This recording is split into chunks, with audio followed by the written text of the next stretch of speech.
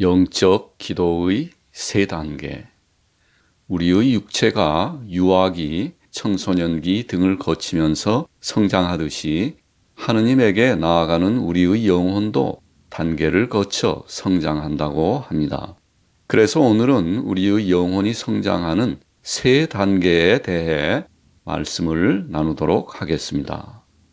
그런데 크리스천에게 영적 생활은 곧 기도로 대변되기 때문에 오늘의 주제를 영적 기도의 세 단계라고 하도록 하겠습니다.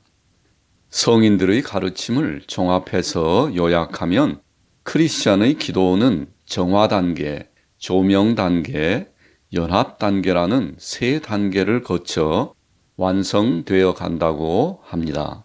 물론 우리에게 잘 알려진 아빌라의 성녀 테레사 수녀님은 더 구체적으로 7단계로 나누어 설명하기도 했습니다.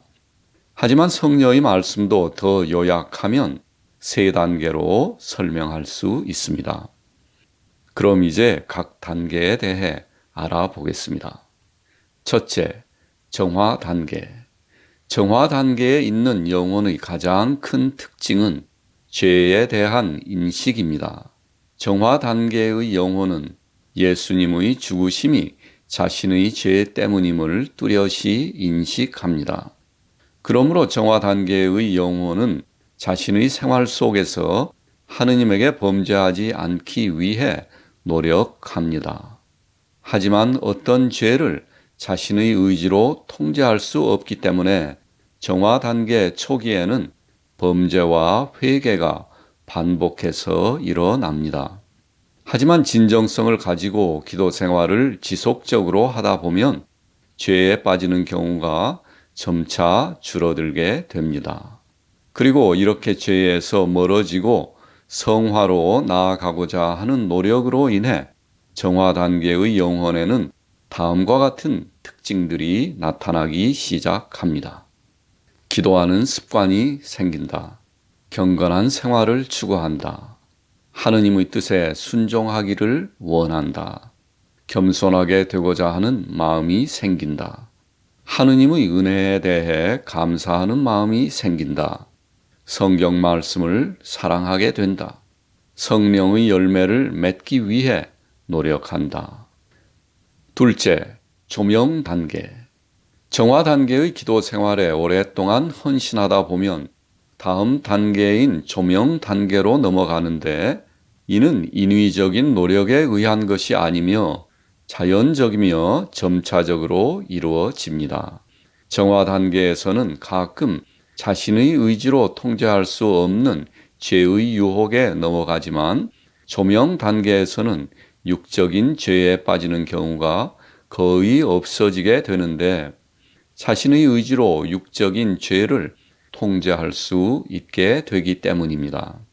하지만 조명 단계에는 다른 형태의 유혹, 즉 큰 시련과 핍박이 올 수 있는데 이러한 것들은 결국 예수님을 더 의지하도록 인도합니다. 조명 단계의 영혼의 특징은 더 깊은 기도에 대한 열망, 영혼들에 대한 더 깊은 사랑, 그리스도에 완전히 순종하고자 하는, 하느님에게 완전히 자신을 헌신하고자 하는, 그리스도와 완전히 연합을 이루고자 하는 갈망 등입니다. 그러므로 조명 단계의 기도 생활을 하는 영혼들에게는 성령의 깨달음과 신비로운 현상들이 나타나기 시작합니다. 셋째, 연합 단계. 연합 단계는 가장 높은 단계의 기도 생활인데요. 지속적인 하느님의 임재하심으로 표현할 수 있습니다. 조명 단계에서는 하느님의 임재하심이 때때로 느껴지지만 연합 단계에서는 하느님의 임재하심이 떠나지 않는 것입니다. 그러므로 연합 단계의 영혼은 쉬지 않고 기도하며 사람들은 그의 속에 예수님이 살아계심을 경험할 수 있습니다. 그들에게 고통은 더 이상 정화 과정의 시련이 아니며 그리스도의 구원 사역에 참여하는 은혜입니다. 연합단계의 영적 생활을 흔히 영적 결혼이라고도 표현하는데 많은 위대한 성인들이 연합단계의 기도 생활을 하는 특별한 은총을 받았습니다. 연합단계의 기도 생활의 특징은 깊은 기쁨과 심오한 겸손, 고통이나 시련을 마다하지 않고 그것을 통해서도 예수님의 구원 사역에 동참하고자 하는 위대한 열망, 그리고 자연스레 맺히는 사도적 결실입니다.